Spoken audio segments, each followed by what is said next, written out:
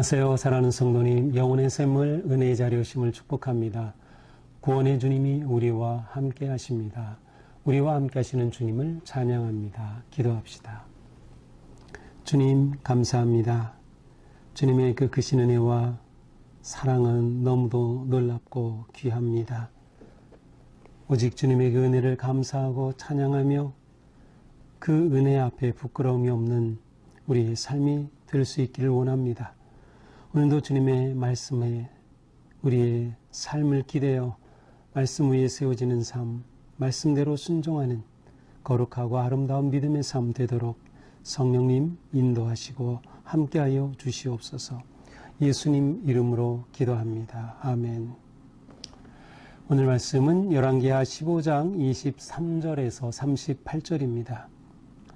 유다의 왕 아사랴 제50년에 므나헴의 아들 부가히야가 사마리아에서 이스라엘 왕이 되어 2년간 다스리며 여호와께서 보시기에 악을 행하여 이스라엘로 범죄하게 한 느밧의 아들 여로보암의 죄에서 떠나지 아니한지라.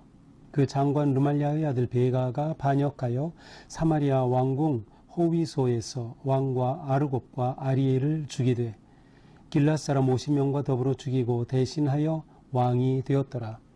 부가히야의 남은 사적과 그가 행한 모든 일은 이스라엘 왕 역대지략에 기록되니라. 유다의 왕 아사랴 제52년에 르말랴의 아들 베가가 이스라엘 왕이 되어 사마리아에서 20년간 다스리며 여호와께서 보시기에 악을 행하여 이스라엘로 범죄하게 한 느밧의 아들 여로보암의 죄에서 떠나지 아니하였더라.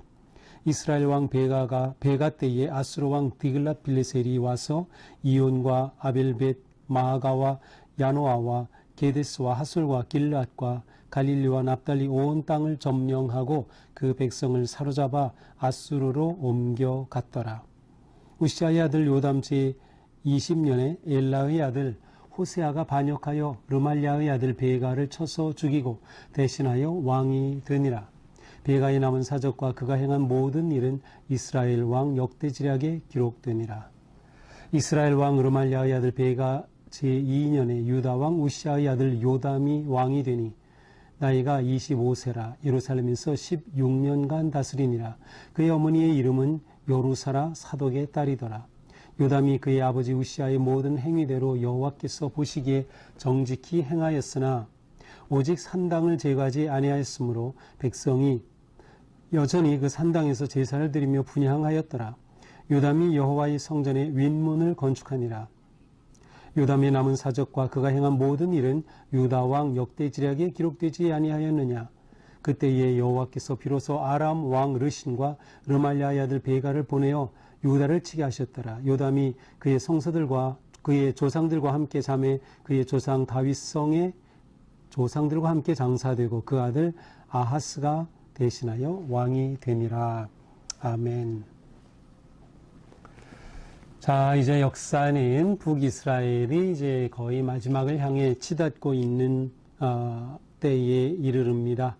자, 오늘 본문에 소개되는 이스라엘의 왕은 부가히야와 베가 그리고 그 당시에 유다의 왕이었던 요담 이 세 왕이 오늘 본문 가운데 소개되고 있습니다. 자, 부가히야는 어떤 왕이었을까요? 유다 왕 아사랴 제50년. 이 아사랴는 우시아인데 여기서는 아사랴라고 나왔습니다. 우시아 왕 50년에 므나헴의 아들 부가히야가 사마리아에서 이스라엘 왕이 되었다. 자, 므나헴은 바로 이 부가히야 바로 전에 있던 왕이죠. 이제 북이스라엘의 16대 왕이었고요. 이제 어제 본문에 이 므나헴에 관해 나옵니다. 자, 그의 아들인 부가히야가 이제 이스라엘의 17대 왕이 되었습니다. 그는 2년간 다스렸어요. 자, 그러나 그의 모든 행위는 통치는 여호와 보시기에 악하였습니다. 24절 한마디로 요약되죠. 여호와 보시기에 악을 행하였다. 그리고 이스라엘의 왕들의 공통적인 그러한 평가, 느밧의 아들 여로보암의 죄에서 떠나지 아니하였다. 여로보암의 죄 무엇이었죠? 그렇습니다. 여로보암이 북이스라엘의 초대 왕이 된 후로 단과 브엘세바에 금송아지를 만들고 섬기게 한 것. 이스라엘의 온 백성들의 마음을 여호와에게서 떠나게 한 거예요. 가장 큰 죄악이죠. 그리고 온갖 잡신과 우상 숭배에 빠지게 한 것입니다. 바로 이것을 떠나지 아니한 것이죠. 부가히야의 최후는 간단합니다. 그 장관이었던 베가가 반역하여서 사마리아 왕궁 호위소, 이 호위소는 왕궁 안에 있는 좀 더 안전한 그런 요새 궁과 같은 곳인데 바로 이곳에서 왕 아르곱 아리엘을 죽였습니다. 이렇게 비참하게 부가히야는 베가에 의해서 죽임을 당하고 생을 마감하게 되죠. 자, 이렇게 되면서 이제 베가가 새로운 왕이 됩니다. 이렇게 하여서 이스라엘의 제8왕조, 베가 왕조가 시작이 되죠. 베가 왕은 어떤 왕이었습니까? 27절 유다 왕 아사랴 제52년 아사랴 우시야 왕이라 그랬죠. 52년에 자 부가히야는 50년에 왕이 되었다가 베가에 의해서 죽임을 당했고 베가는 바로 52년에 이 우시야 왕은 52년간 통치했어요. 그래서 52년에 되었다는 말은 이제 이렇게 베가가 왕이 된 지 얼마 되지 않아 이제 우시야 왕은 죽게 되죠. 그리고 그 다음에 바로 요담이 왕이 되죠. 그래서 이제 오늘 본문에서 요담까지 소개되고 있습니다. 그 역시 베가 역시 마찬가지입니다. 28절에 보니까 여로보암의 죄를 떠나지 아니하였다. 이렇게 여로보암의 죄가 북이스라엘을 시작할 때부터 지금까지 계속 떠나지 않고 있음을 볼 수 있어요. 자, 그런데 베가 때에 굉장히 중요한 사건이 일어납니다. 28절이에요. 이스라엘 왕 베가 때에 아수르 왕 디글랏빌레셀이 와서 이온, 아벨렛, 마가, 야노아, 게데스, 하솔, 길랏, 갈릴리, 납달리 온 땅을 점령하고 자, 아수르가 북이스라엘에 쳐들어와서 사실은 거의 사마리아, 이 수도인 사마리아를 빼고 거의 대부분 점령하는 이러한 엄청난 사건이 일어납니다. 이때가 베가 때이죠. 베가 왕. 자, 이렇게 하고 이 모든 곳을 점령한 후에 백성들을 포로로 잡아서 아수르로 끌고 가는 이런 엄청난 사건이 일어났습니다. 자, 이 사건의 배후에 있는 것이 바로 유다입니다. 자, 유다는 왜 등장하는가? 사실 이제 오늘 본문 37절, 38절이 뒤에 나와 있지만 어쩌면 시간상으로는 29절 앞에 나와야 되지 않을까 싶은 내용이에요. 자, 37절로 건너갑니다. 그때 여호와께서 비로소 아람 왕 르신과 르말리아의 아들 베가를 보내어 유다를 치게 하셨더라. 자, 하나님께서 아람과 동맹하여서 북이스라엘의 누구? 베가. 이 베가 왕이 아람과 동맹해서 유다를 친 겁니다. 이스라엘과 유다가 싸우는 이런 특이한 현상이 일어난 것이에요. 우리가 앞에서 봤지만 아마샤와 요아스 때에 이렇게 또 이스라엘과 유다가 전쟁한 적이 있죠. 바로 또 그러한 일이 일어난 거예요. 이렇게 북이스라엘의 베가가 아람과 연합하여서 유다를 치게 된 겁니다. 이렇게 되니 유다가 가만히 있지 않고 어떻게 아수르의 도움을 요청한 겁니다. 아수르의 도움을 요청하니까 바로 그 아수르가 디글랏빌레셀 왕이 쳐들어와서 북이스라엘을 이렇게 29절 이렇게 점령한 겁니다. 그래서 모든 성읍들을 쳐부수고 포로로 잡아가는 이 끔찍한 사건이 일어났습니다. 이것은 베가 때 일어난 일이고 베가는 결국 30절에 보니까 우시아의 아들 요담 제20년에 엘라의 아들 호세아가 반역하여 베가를 쳐 죽였어요. 베가는 결국 이렇게 호세아에 의해 또 처단당하고 맙니다. 이렇게 해서 호세아가 이스라엘의 새 왕이 되죠. 이 호세아에 관해서는 아마 다음 내일이나 모레, 아마 모레 정도 될 것 같아요. 17장으로 가면 그곳에서 이제 이스라엘의 왕 호세아가 나옵니다. 이 호세아가 중요한 거는 이스라엘, 북이스라엘의 마지막 왕이에요. 북이스라엘의 마지막 왕. 이렇게 이스라엘은 이제 마지막 나라의 멸망의 시점에 이르르고 있는 내용을 우리는 보게 됩니다. 자, 이렇게 되는 사이 남쪽 유다에서는 요담이 왕이 됩니다. 32절이죠. 이스라엘 왕 르말리아의 아들 베가 제2년에 우시아의 아들 요담이 왕이 되니. 자, 우시아 왕은 52년간 통치했어요. 하지만 굉장히 긴 기간이죠. 하지만 이 중에 10년 정도는 그 문둥병, 그 지병으로 인해서 뼈병으로 인해서 악성 피부병으로 인해서 통치를 제대로 못하고 이 아들이 섭정을 하는 그러한 형태였어요. 그래서 바로 이게 요담이 왕이 이제 우시아가 죽은 후에 왕이 됩니다. 자, 우시아가 왕이 될 때 25세였고요. 16년간 다스립니다. 이 요담의 어머니 이름은 여루사고 사독의 딸이었더라. 그래서 제사장 가문과 관계되어 있음을 볼 수 있습니다. 자, 요담 왕에 대한 평가는 어떻습니까? 34절. 우시아의 모든 행위들을 여호와께서 보시기에 정직히 행하였으나 정직하게 잘한 부분이 있어요. 바르게 한 부분이 있지만 역시 또 걸립니다. 35절. 산당을 제거하지 않았어요. 도대체 왜 이런 거죠? 북이스라엘은 계속 여로보암의 죄를 떠나지 않았고 남유다는 계속 산당은 제거하지 않은 겁니다. 이렇게 민간 신앙이 무서운 겁니다. 토착 신앙이 무서운 거예요. 산당에 제단을 쌓고 그곳에서 드리는 그런 무속신앙, 토속신앙이 빠진 이스라엘 백성들, 그 유다 백성들, 왕들이 이것을 처단하고 이것을 막아야 되는데 그렇게 하지 못한 것입니다.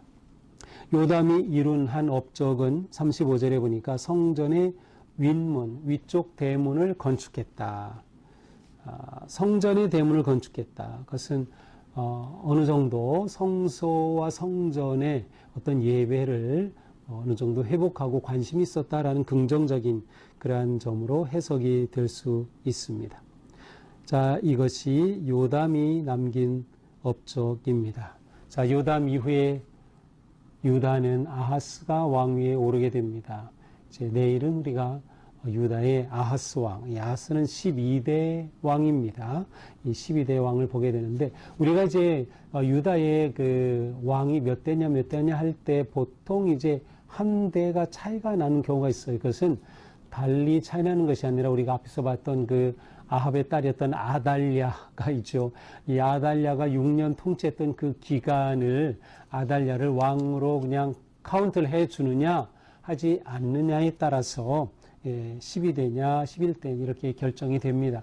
저는 그냥 어차피 6년 기간 동안 아달랴가 통치를 했기 때문에 정식 왕은 아니었지만 그러나 왕으로서 카운트를 하는 몇 대 몇 대로 할 때는 카운트를 해서 얘기하고 있어요. 이렇게 되면 우리가 내일 보게 될 아하스는 12대 왕인 거고요. 오늘 우리가 본 요담은 11대 왕인 셈이죠. 자, 이렇게 해서 오늘 본문 이스라엘의 두 왕 부가히야와 베가 그리고 이때 같은 시기의 요담 왕까지 우리가 보았습니다. 자, 오늘 말씀을 보면서 우리는 이제 무너져가는 이스라엘을 보게 됩니다. 이스라엘은 이제 마지막 19대 왕만 남겨놓고 있어요. 이렇게 무너지는 이스라엘. 도대체 왜 그런 거죠? 가장 중요한 것은 왕들이 무너졌기 때문입니다. 지도자가 무너지니 백성들은 그냥 무너지는 겁니다. 가장 중요한 지도자 역할이 무엇일까요? 이스라엘 왕으로서 혹은 남유다의 왕으로서 가장 중요한 것은 그 백성들을 하나님을 예배하는 백성으로 세우는 거예요. 하나님을 예배하는. 왜냐하면 출애굽의 목적이 하나님을 예배하는 백성으로 세우는 것이기 때문에 우리가 사흘길 광야로 나가 제사하겠다. 하나님을 예배하는 백성으로 세우는 거죠. 너희가 이 산에서 나를 섬기리라, 나를 예배하리라. 그렇게 모세를 보내시면서 주시던 하나님의 말씀. 그러나 왕들이 백성들을 예배자로 세우지 못했을 때 결국 무너진 거죠. 결국 왕들 스스로가 하나님을 예배하는 예배자가 되지 못했기 때문이에요. 우상과 온갖 잡신에 빠져서 하나님께로 나오지 못한 왕이 무너지니 결국 나라가 몰락하게 된 것이죠. 하나님의 인정을 받지 못하는 왕, 결국 그 통치도 그릇될 수밖에 없습니다. 이스라엘은 계속 왕과가 바뀌는 것을 볼 수 있어요. 호세아, 이제 우리가 다음에 볼 호세아 마지막 왕은 이제 왕조로 따지면 9번째 왕조예요. 왕조라는 것은 그 혈통이 바뀐 것을 말합니다. 혈통이 바뀌면 새로운 왕조가 세워지죠. 유다는 처음부터 끝까지 다윗 왕조, 한 왕조입니다. 다윗의 혈통이 계속 이어졌어요. 그러나 북이스라엘은 혈통이 계속 바뀌는 거예요. 장관들이 반역하여 자기가 왕이 되고 또 다시 반역하고 해서 무려 이스라엘은 19대 왕을 지나는 동안 9 왕조를 거치게 되는 것을 보게 되죠. 모두가 다 하나님 앞에 바로 서지 못한 결과임을 우리는 알 수 있어요. 그러므로 오직 하나님을 의지하는 것, 하나님을 예배하는 것만이 살 길이다. 그것만이 하나님의 은혜를 누릴 길이다라는 것을 우리는 기억해야 합니다. 이들은 결국 하나님 앞에 바로 서지 못했을 뿐만 아니라 유다 왕들조차도 정직히 행하였으나 산당을 제거하지 않았어요. 산당 제거하지 않았다. 자, 우리 삶에서 나에게 있어서 제거해야 될 마지막 산당 무엇일까요? 하나님 앞에 바르게 살긴 하였지만 산당을 제거하지 않은 것 우리에게 남아서는 안 되겠다. 내가 제거해야 될 나의 삶의 산당. 우리는 그것을 주님 앞에 제거하고 완전히 하나님 앞에 바르게 우리 인생을 세워가야 되겠다라는 것이죠. 그러기 위해 우리는 하나님께 인정받는 삶을 살기에 힘써야 한다. 그리고 내 삶에서 오직 하나님을 예배하는 예배자로 세워지는 것이 얼마나 중요한가 하는 것을 다시 한번 생각하면서 오늘 하루도 우리의 삶이 하나님 앞에 온전한 예배자로 그리고 우리의 삶이 하나님 보시기에 의롭고 바른 길을 걷는 그러한 인정받는 삶이 될 수 있기를 축복합니다. 기도합시다. 주님 감사합니다. 오늘도 주님 은혜로 말씀을 주셔서 우리 속에 있는 악하고 더러운 것들 또 마지막 그 남은 산당까지도 주님 앞에 돌이키고 회개하며 제거하며 온전히 하나님 앞에 헌신할 수 있는 저희가 되게 하여 주시옵소서. 하나님의 인정받는 삶, 하나님의 뜻을 이루는 삶, 하나님 앞에 바르게 예배자로 세워지는 우리가 될 수 있도록 성령님 오늘도 우리를 잡아주시고 인도하여 주시옵소서. 예수님 이름으로 기도합니다. 아멘. 네, 오늘도 우리 삶이 하나님을 기쁘시게 하는 복된 하루가 되기를 축복합니다. 사랑합니다.